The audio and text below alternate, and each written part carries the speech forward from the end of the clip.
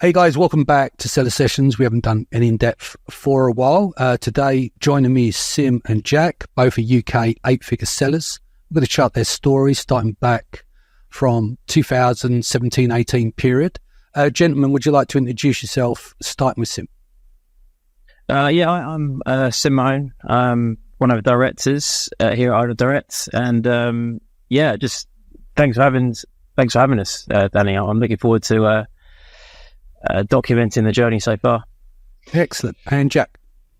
My name's Jack. I'm the other director here, essentially. So Sim and I have been working together for quite some time now. It's actually quite nice to hear you introduce us as 8-figure sellers, because it's been quite some journey getting there. But we're here now, and looking forward to sharing our story. Cool. So let's wind it back to the very beginning. How did it all get started for you guys? Yeah, so I'll tell the story because, it's my dad's story really to start with. So my dad basically was an accountant way back when, and then he started this business. I think he was about 26 at the time, and he started it wasn't an e-commerce business obviously, but it was like a newspaper, catalogs, old school marketing business. Mail order. Yeah, buying ads, and so I grew up with that really. He started that in 1977. I grew up with that. People ringing the house at all hours. The office hours were between 10 a.m. and 10 p.m. So grew up with people ringing the house, us taking credit card numbers down, and the customer getting 28-day delivery times and being quite happy with it. And then then slowly as things went on, I tried to keep him on the pulse of what was going on online. So first of all, that was eBay. I started him on eBay way back when. So this would have been maybe 2004, 2005 maybe. And everything was an auction. So there's no buy it now. Literally everything was an auction, and we were starting them manually in the morning, and you had no idea what it was going to sell for. But it was quite a fun ride doing that to start with. And there were no rules back then either. So I'd like crazy HTML going on, buy it now buttons following you around the page on eBay. Even back then I was doing a few black hat things. But then Amazon started in 2008. The first ASIN went live on there. And we're still selling that ASIN now. It's still a bestseller in its category, which is quite cool. And then how many reviews? That's 2008. How many reviews has he got? Oh, it's got it's 10, 11,000, something like that. It's been a staple. It's one of those products where you just can't believe how many we've sold, and how a significant amount of the population must own one of these. This is what we've come to. I was always doing a little bit on the side. At one point I was selling like PS2 adapters through the business, buying them on a website and flipping them on eBay. I was probably 14 at this time. But then I then went off after uni. I then joined, I started professional gambling after uni, which is a relatively common story actually in the Amazon selling space. Poker initially, and then sports betting on cricket and the NFL. They were my two stronger suits. And then around 2016, had my two babies. I got twins, so there's 7 now. And it was around that time that gambling started to wind down. I slowly felt my edge was going and needed to change tact a bit. And obviously, businesses are scalable if you do them right. And my dad's not getting any younger, so I thought it'd be a good time to join. Jack joined a year later, but I don't know if you want to tell your story. Yeah, so I'm the complete opposite of Sim in a way. I'm a chartered accountant, so very my risk appetite's a lot lower, let's say. But really where I came into the fold was I actually got with Sim's sister, and I'm now married to her. Not only are we sort of running the company together, but we're brother-in-laws as well. So you can imagine the family dinners are a little bit intense sometimes. I bet that's brutal when you're having little rough periods. Yeah. Yeah. And then my wife's got her own company as well, and she runs it from our place. So it's we get it from all angles. But so yeah. Initially, I'd worked at some of the usual big firms and qualified at a relatively young age. Wasn't really sure what I wanted to do. I just knew that accountancy was a good staple for doing anything in business, really. Initially wanted to go into politics. Actually, I interned in Westminster and ran for local council and these sorts of things, but soon quite quickly realised they're not my sort of people. Started a recruitment business some time before. Realised how naive I was to think I could do that, and actually that really taught me how hard it can be, I suppose. When that didn't work out, I kind of went back to one of my old firms and kind of thought, is this me? Am I just going to follow the same career path? And then Nikki, my wife, kind of said, look, Sim's joined the business. Dad really wants to kind of step away, but he needs someone else there to have two people running it.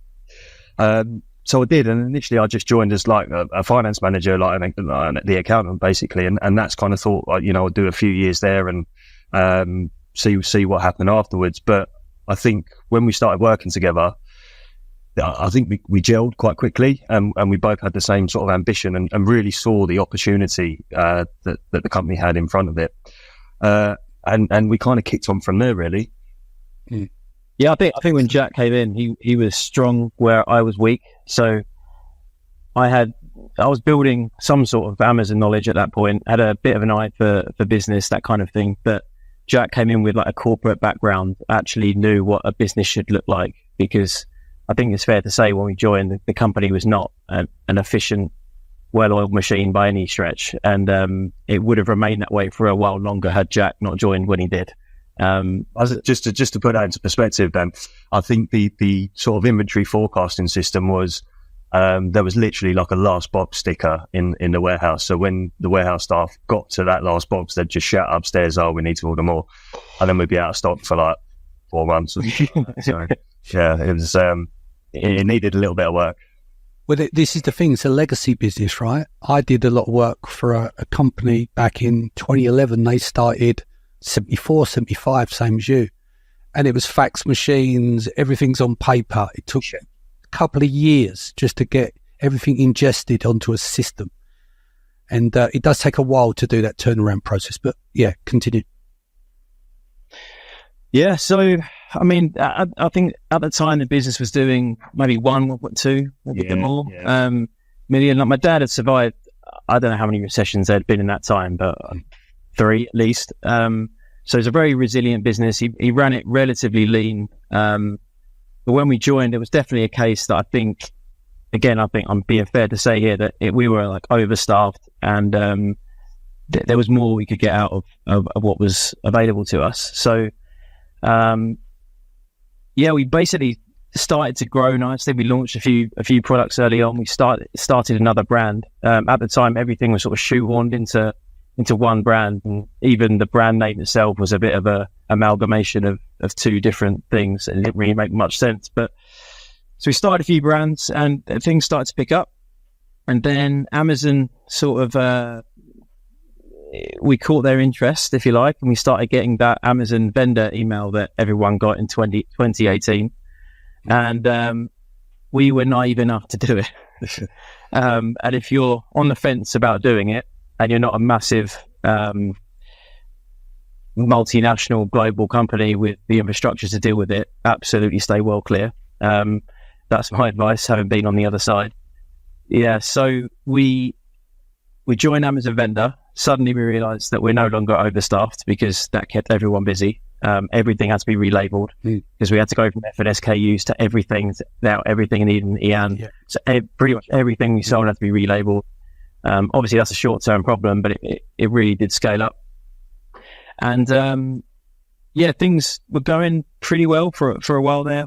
Every year, every month we were growing. And then in 2019, I believe it was, we then got approached about a program called the Brand Accelerator Program. And again, maybe naively, we said yes again. So I think we just got into that sort of mindset that, oh yeah, Amazon are great. If we just say yes to everything they want, then we'll be great as well, right? Yeah, we know better now.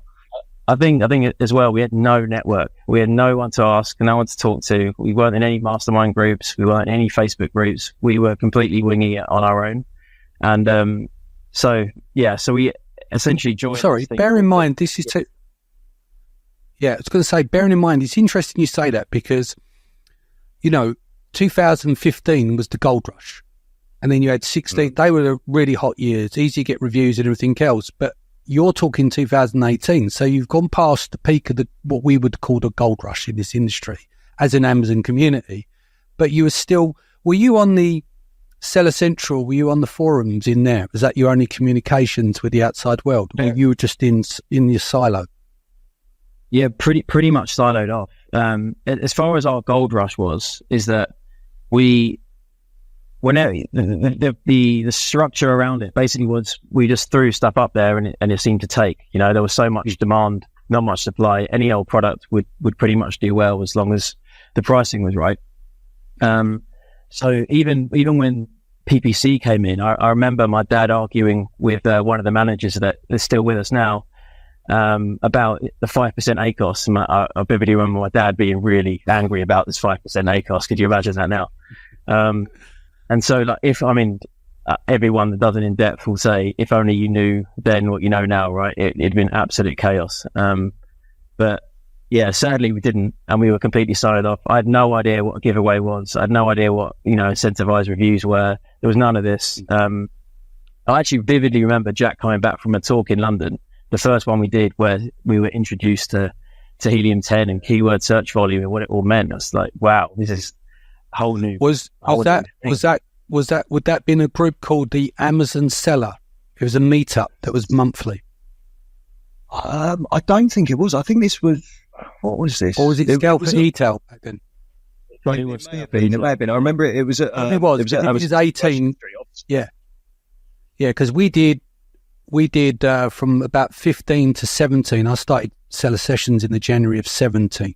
But we had the Amazon Seller, and I know that Shelley and the guys started about 16, 17 with Scout Etel. So that's where you probably got introduced to that, because we had a few Americans come over there. I think Kevin came over, Steve Simonson, a few others. So you would have been exposed to it back then. Yeah, we went to a few Scout for Etel's events as well, didn't we? And that really was kind of the first glimpse into wow, actually there is a whole community out there, and there is support, and there's a whole ecosystem built around Amazon. Like we were very sort of blinkered in the way that we were doing it, which got us so far. And it was like, right, okay, we actually need to learn from the masters of this game now. Yeah. So, what year are we in the journey now? I think we're around 2019 now. This is when we joined the Brand Accelerator, and essentially this program, and I'm sure everyone listening will be familiar with what this was. So, it was that featured from our brand's placement that went around every Amazon search result, and essentially our brand at the time, and then became brands. We would essentially get that placement if we agreed to essentially sell 10% lower than the competition. So we were in massively a volume game, a low margin volume game, and we didn't have to deal with any PPC. There was no off Amazon marketing really going on at the time. So we got very good at. I think our supply chain was pretty solid comparatively to the rest of the business. We were very strong there, and main images we realised those mattered the most, because that's the only lever we could pull in terms of garnering more sales. Now there were endless problems with this program. One, it never sat right. It was a bit morally dubious, and quite often the ads just wouldn't work. So you either had a launch where you're the best seller in the node, or you're completely, literally just sticking it up and praying. And there were quite a few that we had to discontinue with thousands in stock, and it never had a chance. Essentially, we couldn't advertise ourselves. If we ever advertised on a brand, that entire brand's features from our brand stuff got banned. So very, very sporadic sales, but when they were right, it was genuinely incredible how much we used to sell of stuff. I think at one point we had the best selling yoga mat massage gun several huge niches. We had them all, like the bestseller badge and all of them. And the deal placements were utterly insane. Like it'd be like on a few, we had a medical product and the deal placement went Oral-B, Philips, us, and it stayed there for the entire, like, you know, Prime week, Black Friday week. We were just selling crazy numbers. And so as you can imagine, the business grew, and we grew the amount of brands that we had, and the amount of ASINs that we were launching. It would take us about 4 months between us conceiving of a product by the time Amazon signed it off. So it was a massive lead time. Everything about this was slow, a lot of bureaucracy. But when it went right, it went really right. Sorry. Yeah, I was just going to say, I think as well, there were like almost like covenants involved with the whole program. Like they were very, very pushy and telling us like, you need to expand into Europe. Obviously, this was around the whole time when Brexit was happening as well. And so there was a lot of uncertainty there. But they basically wanted us to mirror our catalogue in the UK, which was like 400 odd products, into Europe. And we were like, well, one, we can't do that because financially it may not be as viable because we're not handling the goods ourselves. But two, we've got compliance to think about. We've got all these new customs rules. We've got to think about the logistics of it. And they just wouldn't have any of it. And what really transpired as well is that actually we'd almost got ourselves into the wrong game, right? We were in a situation where we were only competing on price, which obviously isn't where you want to be now. And what we quite quickly saw was that actually, yeah, the margin is pretty good, but where we are lower margin than perhaps we want to be, our ROIs were terrible. The cash started running out. And there was a point at which we had a meeting, didn't we, where I was like, look, guys, this isn't sustainable. We can't keep sourcing these products and selling them at such low prices because before you know it, we're going to be in a whole finance mess. But yeah, it was very, very restrictive. But then, I mean, what happened after that was like we had all of these problems like with the advertising and those sorts of things, or the placements rather. And then Amazon kind of said to us, okay, well, what about an AVS? So for those of you that don't know, it's basically a person within Amazon. We pay 6% of our purchase orders, and we're already paying 10% in fees. And they're like, this person works exclusively for you. They'll solve all your problems. They'll wave their magic wand. So yeah, we were still in the yes phase of our careers. So we said yes to that again. Yeah, it wasn't really what we expected either. I think really we ended up doing. Are you saying Amazon wasn't congruent with their word? Is that what you said? Wow, I can't afford lawyers, Dan. So yeah, allegedly. Yeah. But essentially, all that happened is we'd have a weekly meeting with this woman. We'd end up doing all of the work. We probably met her a few times a year. We'd pay for dinner every time, and then that was it. That was pretty much all that happened. Didn't really help us. And yeah, and then after that, I mean, don't get me wrong, we grew through that. We developed brands through that period. But again, it wasn't necessarily, sustainable. And I can't remember when it was when we got that email. That was 21. But we got COVID to deal with first. Oh yeah. So yeah, back to COVID. Yeah, that was a time. Yeah. Let's unpack. Yeah, let's unpack that. So it started out. I vividly remember sat next to Jack in the office, and it was all kicking off on the news. And I was like, "This is just media gone mad. This is not going to matter. It's not going to come here. It's not going to be a problem. Don't worry, we're all good." Again, this is a story about how naive I am at all stages throughout these early years. But and at this point, we had this like I don't want to say dodgy, but a guy nearby that was a bit of a wheeler dealer, and we got our hands on a lot of like PPE and stuff like this. And at that point, local governments were just buying anything, and I just went into full Del Boy mode. We were selling so many masks. I mean, we got done for price gouging, even though we sold 2 weeks too early at a proper price. Had we waited 2 weeks, we'd have made it absolute killing. And then, I mean, crazy stuff, like out of date surgical masks. I was very, gloves. I was very upfront with them. I said, look, there's a sell by date on them. They're 2 years old. I'm being upfront here, but you can take the pallet off. and they were just buying anything. There were people that had never been buyers before buying. It was a truly crazy time.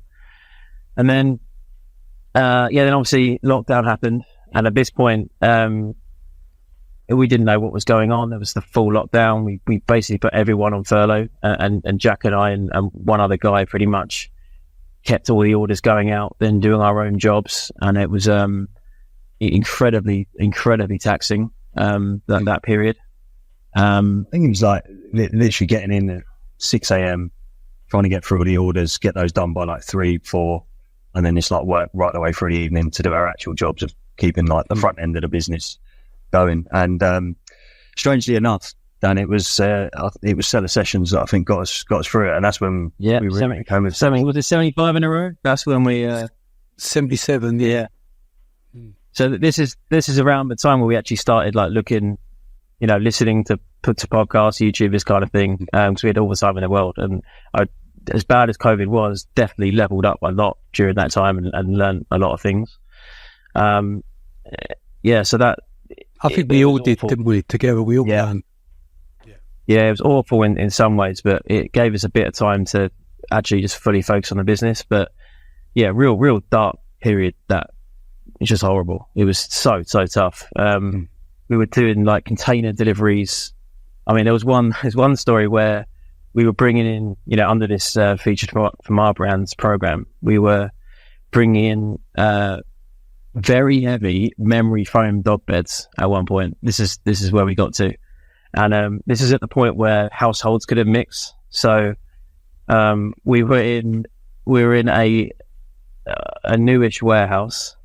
Offloading dog beds, 4 of us, one of which was my sister, Jack's wife, in the back of the container with Jack. And then, that was horrific because I think the first box she tried to pick up, she couldn't, and she got straight back off. 22 kilos each, these boxes, and there were hundreds of them. I was staring down the barrel of this 40-foot container, being like, oh no, I've got to do this on my own. So yeah, that was, it was a tough time. And then, COVID was tough. I mean, we did well. Like the business did very well during that period, but then, like everybody else, we got absolutely collared the next year with the freight costs going up and all that stuff.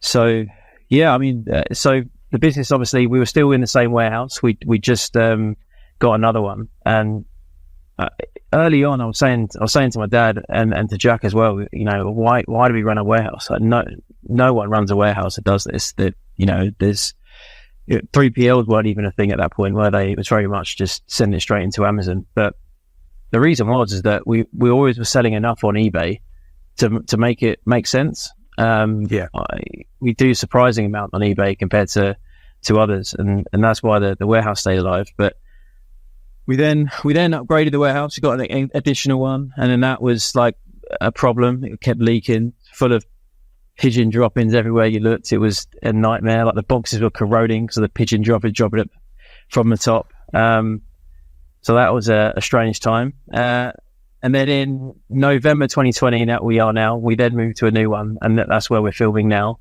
So this is now a 20,000 square foot warehouse, considerably bigger. And when we moved in, and we were like, this is it.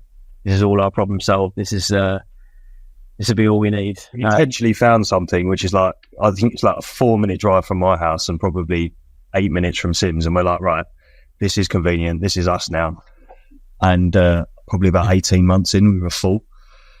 I think we're using overflow. I thought you was then going to say you solved all our problems and then these problems come, but it actually worked out. Because the way the conversation's gone, the vendor, the accelerator program, I thought, we get this lovely warehouse space and it will solve all our problems. And I was waiting for you to go, and then next, and it didn't come. So that's good news. So that worked out. It's like things come in free. Yeah, too right. Yeah, well, so I mean, we're now at the point where we're really starting to ramp up. So we've gone from 2 brands to about 7 at this point. And we are definitely selling significant amount. And the business would have tripled at least in this time. Yeah. More than that. Yeah. 5x. Yeah, but what it meant, the way to win on this program is to not be on the program. But if you are on the program, is to basically you're launching Me Too products because that's where the volume is, and that's So we got good at sourcing, but we were in markets that were not sustainable going forward. Because once you're left to your own and you've got to do your own advertising in these markets, is trouble. So obviously we've had to discontinue a lot of the ASINs that were on that program. And then, so we then came to seller sessions in May 2022, and we met with Yoni from Multiply Me and Escala. And I'd say this was a really important time for us. We'd gone through a lot of stress. We'd worked our butt off, and really at this point, we hadn't really grown bottom line that much. We weren't getting rich out of this at this point, or at any point really. So we realized that we needed help. And I'd say Escala, we did the full package. And took about 9 months for us from start to finish. But I think it actually started a bit sooner, didn't it? Because we went to one of Steve Simonson's boot camps. Would have been just before that, and it was incredible. And Catalyst, yeah. So it was actually hosted by Scalp Retail as well, I think. Yeah. All right. Okay. Yeah, we need to eat as well. London. Yeah. Yeah, incredible. If you get a chance to do it, I highly recommend it. But so we came out that day and we had all these ideas. We had a clearer vision of how we wanted the business to be structured and how we needed to be thinking more strategically. So I vividly remember we sat down in the boardroom we've got at our place, and we had like Post-it notes everywhere. We had notes all over, scribbling on the whiteboard. We're like, right, this is what we need to do. Right, okay, when do we do it? How, we've got no time for this whatsoever. So we quite quickly come to the realization that, Escala are the way. We need external guys to come and implement this for us, ultimately. No, I genuinely think that decision was like the first time that we'd not been naive. Like we'd really thought about this, and it was a completely transformative thing for us, but also for the business. Like we had no org chart, we had no structure really formally. And this, we started to understand where we needed help, and then using Multiply Me, we then got the hires in to fill the gaps in the org chart. So we started with the design team. We were already using like a design team in India that were costing a fair bit. So this was a saving straight away. So that made sense. And then we start, product researchers, Amazon listing specialists, this kind of thing, just to take tasks away from us, responsibilities away from us. And finally, you started seeing the light at the end of the tunnel. Like we could actually focus on pushing the business in the right way because we now had help. And then just as we thought we were through the dark times and it was all going swimmingly now, we got an email from Amazon, and it was an email, a nondescript email saying that the Brand Accelerator program was ending. There was no communication from vendor managers, anything, just a plain email that you could easily have just deleted.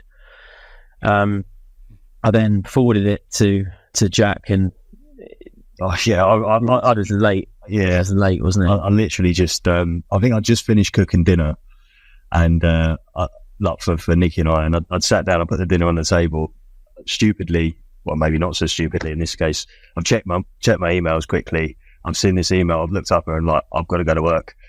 And I had to completely reappraise the entire business. So it was a case of going through every single ASIN that we had, getting all of the FBA fees, working out what our pricing would be when we're controlling it ourselves, estimating what the tackles would be on each of those ASINs to see if those products were still viable, and not just doing it in the UK, but every single country. And that was across about 400 different products.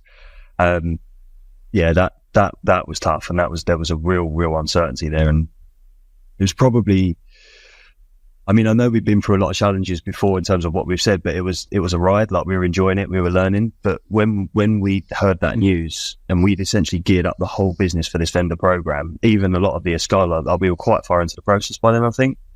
So even all of the processes that they'd helped us develop, and the reporting and things like that, it was all about vendor. And then all of a sudden we just had the rug pulled from underneath us, without any real warning either. There was a very short notice period on that. And, it was terrible at the time, but as we'll get into, like it really helped us turn the corner now, I think. Yeah, I mean, we're really grateful that it happened. 2022. Yeah, so we're talking May 2022, Seller Session, you was at Seller Sessions, met Yoni, development out, that's towards in the year of 2022, right? So we're moving into 23 now, beginning of 23, yeah. So 23 is we're still on vendor. So we did try to get away and they lured us back in with much better margins. And to be honest, transferring a catalogue of our size, which is hundreds of ASINs at this point, would have been a very difficult process. So we decided to sort of push the can down the, so what's the phrase? Kick the can down the road, and delay all that logistical stuff. I think we flew to Italy, didn't we, for a meeting with them on that, if I'm not mistaken. Yeah. Like our vendor manager was Italian, the ABS was Italian. And you had to take this in, right? And paid. Yeah. Yeah, no. Yeah, you're not joking. And no, that's actually what happened. Yeah. That's actually what happened. Fucking brilliant. You couldn't write in the script. Yeah. Yeah, they always find the best places as well. Don't worry about that. So we're on vendor for the majority then of 2023, but then we started to transition to Seller Central. And at this point, we really did start to network well. We were going to mastermind events. We joined a few paid masterminds as well. And we were starting to meet some incredible people. And I think that was a huge part of this business. One, we enjoy it more now. Like the network's fun. It's nice to network with people, but I've just got so many people to be inspired by and talk to about things. And the amount of people that have very simple businesses compared to ours, which is now extremely complicated, UK focused, where the ceilings aren't as high. So we have to do the same amount of work, but the ceiling isn't quite there. We run our own warehouse. There's hundreds of ASINs going on. It's very difficult, whereas we've met people with the same turnover of us making more money with four SKUs. Now, we have a very high floor in this business. We have no real risk. Our hero product is less than 7% of our revenue, so we have no risk. I mean, 2 ASINs could go down, we're fine.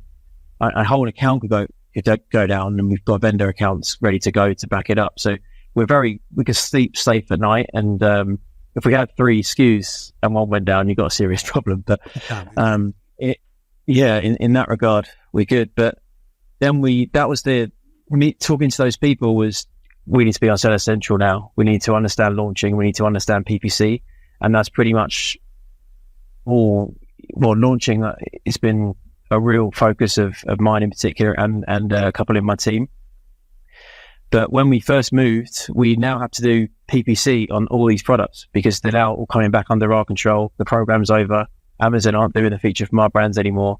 And we just panicked. And like, this is an obscene amount of work. We're starting campaigns from fresh. The CPCs are going to be through the roof because they are at the start.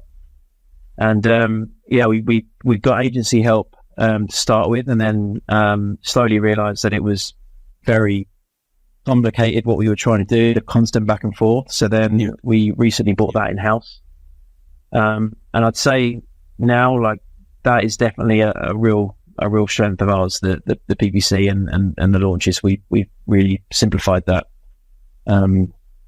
And it's good fun as well. It's good. Yeah, I think for us, like, we're quite unique in the way that we're structured, and obviously where we started was inherited, and so we inherited the warehouse, or the first set of warehouses, inherited the operations, as it were, and so we had this cost base that we already had to work with, and really, like, going the pure FBA route wasn't really an option for us. Like, we had responsibilities to people that had worked there for years, and so we thought, okay, right, this has its benefits. Like Sim alluded to there, we're essentially a diversified stock portfolio, right?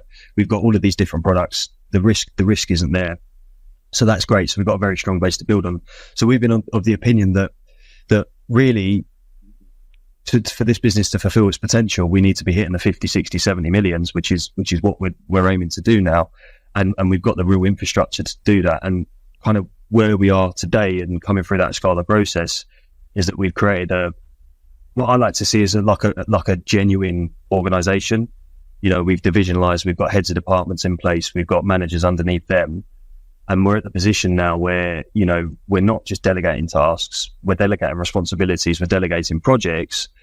And I suppose we'll get onto this in a moment, but we've got that in-house knowledge now that we've had quite a few very successful launches, very efficient launches in various markets.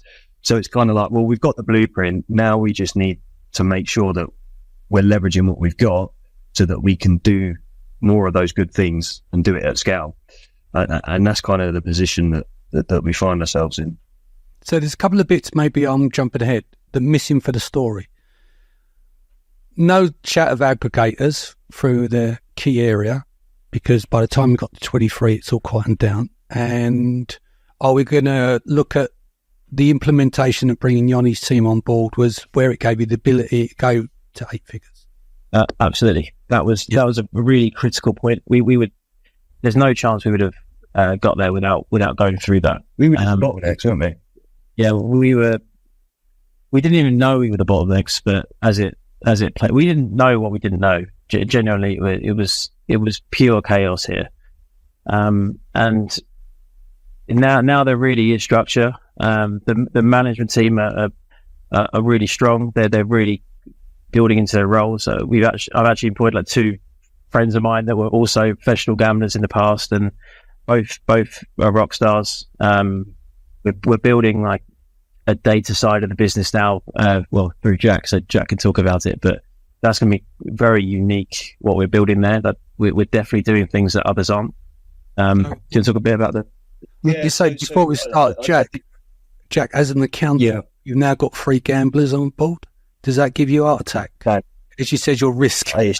Imagine the 3 of them sitting down with you. Yeah. These guys are like, yeah, let's go all in on this. Yeah, go on, roll the dice. Yeah, it's fine. I'm like, whoa, guys. I'm just constantly pulling them back.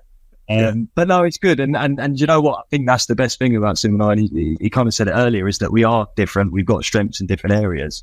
And I think that's true to say about the team as well. Like we've all got a different angle, and we've all got different experiences, and the strengths complement one another. And the good thing is as well that there's like, and we kind of hired for this, and hiring people that we know to some extent has helped this, but there's no ego in the building. So good, you know, we're not afraid to say to one another, like, yeah, I don't agree with that, and you know, we'll come to a resolution. But I think if it was me on my own, probably wouldn't push enough. And if it were the gamblers on their own, they might push a bit too hard. So it's like forces, isn't it?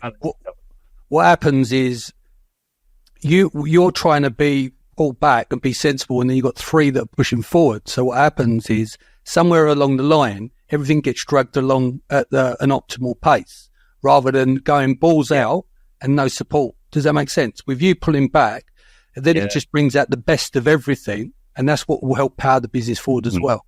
Otherwise, if you're all safe, then you get nowhere. You wouldn't be at 8 figures probably if you're operating at the same frequency, you know?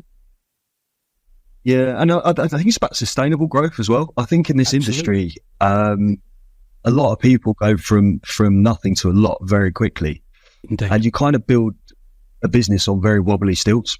And like I say, we're trying to leverage this base, so we want to do things properly, so that when we do get to these higher figures, touch wood, you know, the business can operate without us. Because for us, with it being a family business, and obviously Sim's dad's done a phenomenal job to get it to where it was when we joined.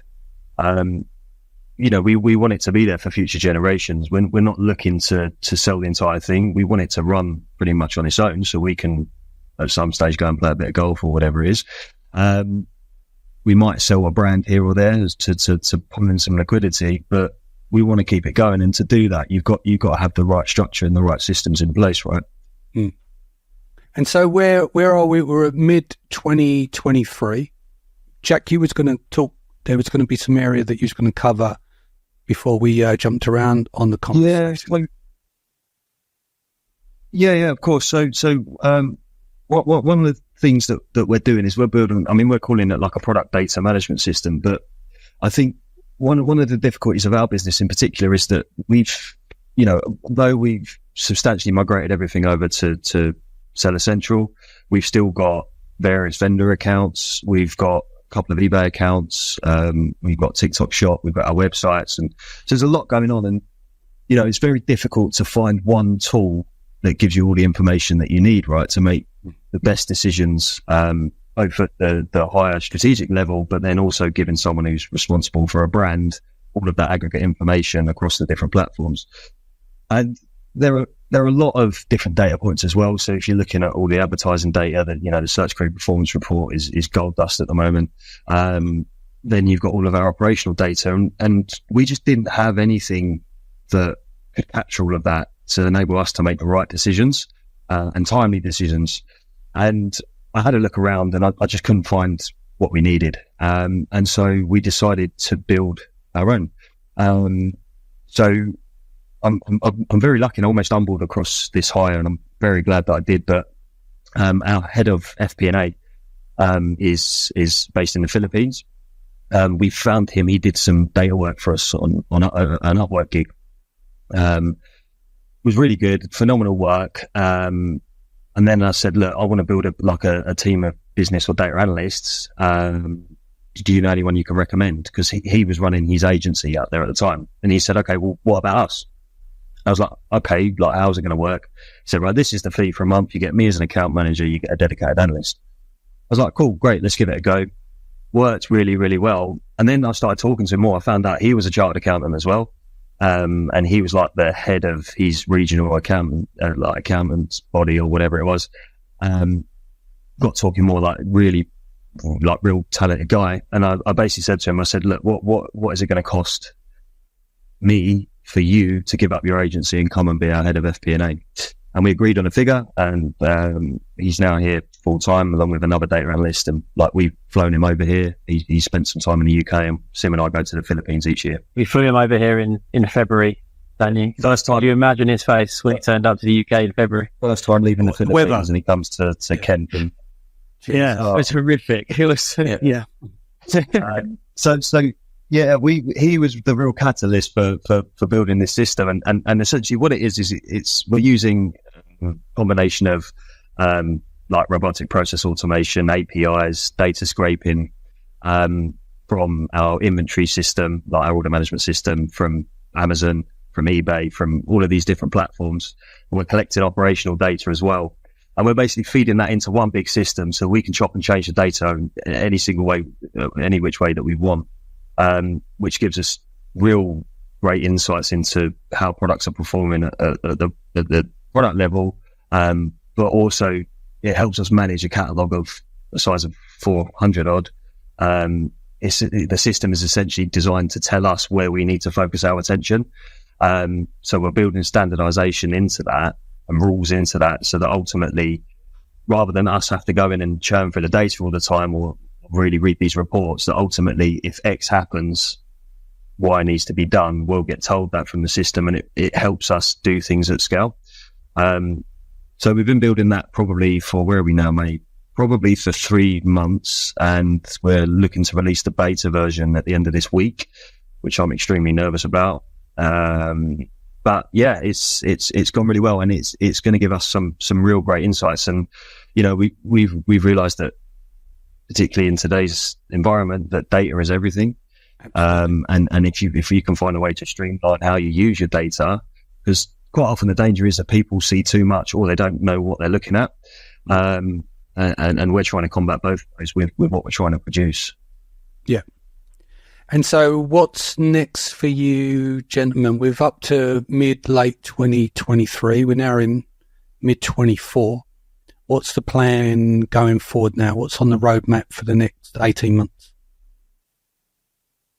So obviously, as we've discussed, there was a lot of Me Too products in the catalogue. Now, some of these have survived the test of time. They accrued a massive review moat in some cases, and we've lived off the momentum that we had. Others we had to discontinue, but now we have quite the fun job, if you like, of thinking and actually how we're going to develop a product, how we're going to sell something unique, how we're going to raise the price points here. and it wasn't anything that we could think about before. So we have one brand in particular that we're very excited about. It's a kitchen brand, and we're quite we have a lot of plans for that. And because there's a lot of wood involved, you can get very creative. There's no mold costs, all this stuff. And we're doing quite a lot on TikTok at the moment and trying to ramp this up. We're using bots, and we scaled this thing too quickly. It was quite crazy how much was going on. I mean, it's not like we were selling loads because, again, we're focused in the UK mainly. But I think we've broken even on the project and probably ended up with a lot of sales going to Amazon because of it, and that was the plan.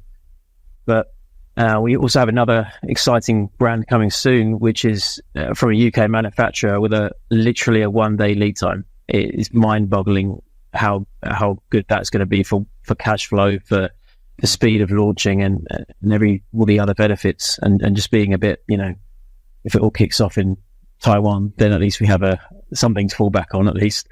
So yeah, that's a really exciting brand for us, really exciting opportunity. I think the focus more generally now for us is, and I think the industry shares this sentiment. And actually, you had the most recent seller sessions, Dan, you had the brand panel, didn't you? Which I found really, really, really good and interesting.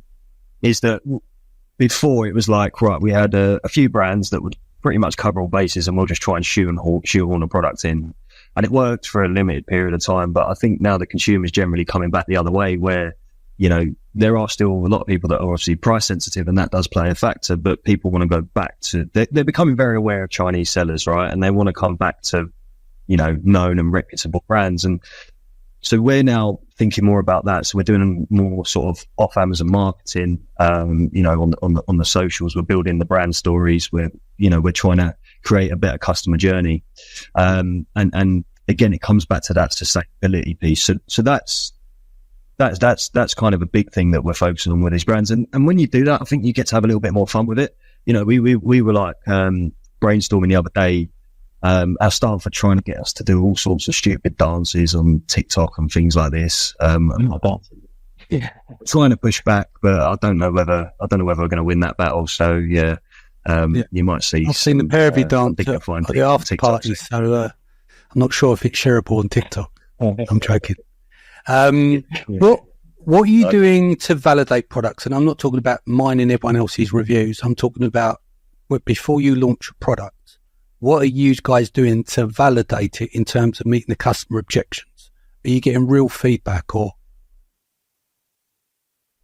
Yeah, so we've had a launch recently where we were offered by one of our suppliers a very unique product that they just developed, and we weren't sure if the market would take to it. So we did the standard stuff, poll it, whatever. We mocked up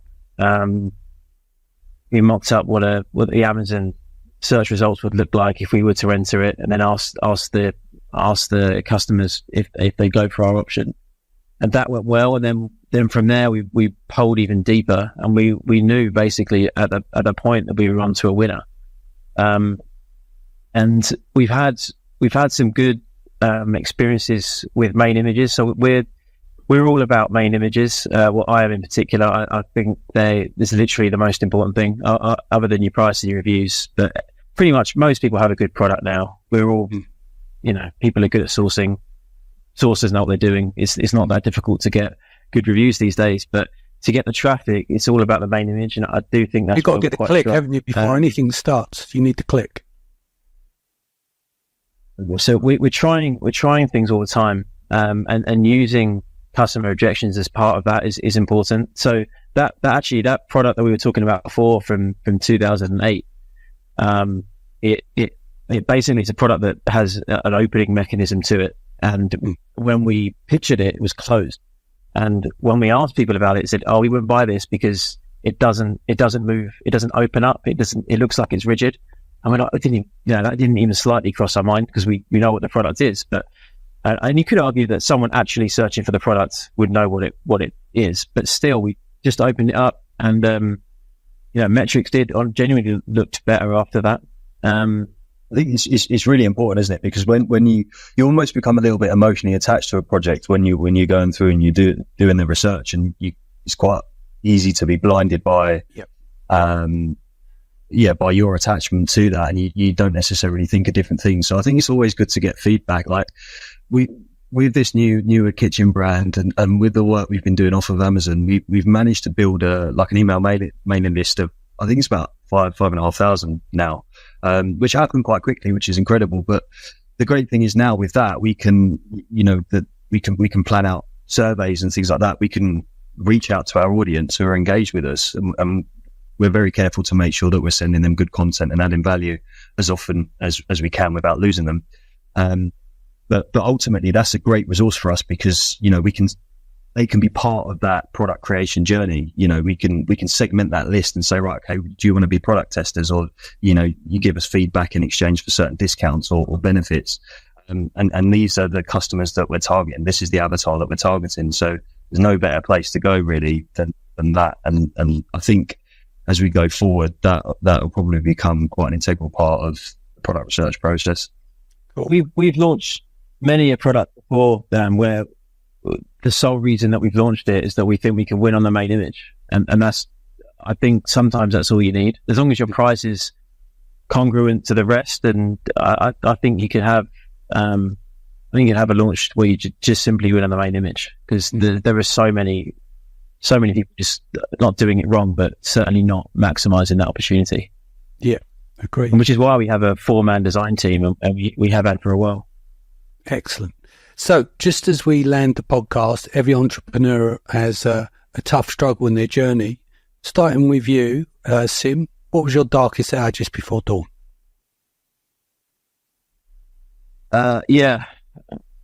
COVID was definitely dark. Although those days were long. I was definitely struggling. Definitely drinking a bit too much as well, just to get through it. I mean, it was a bad time. Obviously, in my gambling days, I had many a bad day, as you can imagine there. But luckily, it's always worked out for me. Really, I can't really complain about the hands up and the cards I've been dealt with in life. But yeah, certainly COVID was a dark time. Yeah, and you, Jack? Yeah, if I had to pick one, I think for me, which was a real turning point for me, was that recruitment business. And very, very young and very blindly optimistic, and when it didn't work out, it kind of made me question myself a lot. I mean, that was extremely hard, and I put so much time and effort into that, and for it to not work, it was a real slap in the face. And having to then go back to like a previous firm that I worked for, felt like I was taking a step back, and had to face the people that I was telling, not so long before that, I'm going to go off and do this great thing and whatever. And it was a real slice of humble pie. But as much as it was a pain, I think it was a reality check, and it gave me that resilience to kind of go again. So I'd have to say that, I think. Cool. And if there's one piece of advice you'd give to Amazon sellers today from your own experience from the journey, starting with you, Sim, I know I'm putting you on the spot, what would that be? You only needs to be one. First of all, stay well clear of Amazon vendor. But if you do have the capability and the size of business, do bring in full-time designers. I think you'd be astounded by the difference that can make. Constantly changing, constantly tweaking, polling, testing, because that really is. I mean, the amount of people that will spend $4,000, say, on PPC, trying to, for want of a better phrase, polish a turd, when they could spend $500 in a fully optimized main image, and everything else falls in line. TAC cost goes down, ACOS goes down, net profit goes up, ranking goes up. It's just, and these can be very simple tweaks. We had a case study a while ago where we were at a mastermind, and we actually had the opportunity to put like an ASIN up on the screen, and essentially 20 smart people just ripped it to pieces. And we made the changes that were suggested there. And I'm not joking, we went from pure obscurity to number one in every single keyword you could imagine during a very summer seasonal product, but number one in everything. And it literally was just the main image and one change to the title, and that's all we did. And it was absolutely phenomenal change. So I do think that it's overlooked by pretty much all sellers, the importance of it. Absolutely. So as we land the show, what's the best way for people to reach you if you want to speak to people, feedback, etc., that, ask you questions? Start using. So it's actually probably Facebook Messenger at the moment. There's quite a lot going on. I'm trying to keep a lot of business stuff on there. So yeah, Facebook Messenger and LinkedIn. I'm quite quiet on there. I used to post a lot, but people get a bit bored of watching me sitting in massage chairs in China. So so LinkedIn on Facebook for sure. Excellent. Jack? As in how to reach us, or the advice? Yeah, reach out to you. There'll be other sellers that will listen to the show, and they'll listen to your journey and probably have questions. Yeah, of course. Yes, LinkedIn, Jack Behrman is probably the best way. Facebook again, I would say. But yeah, LinkedIn probably preferable. Excellent, guys. Thank you so much for joining us today and sharing your story. I'll be back here next week. Take care of yourself and your family. Much love, and I'll see you again soon.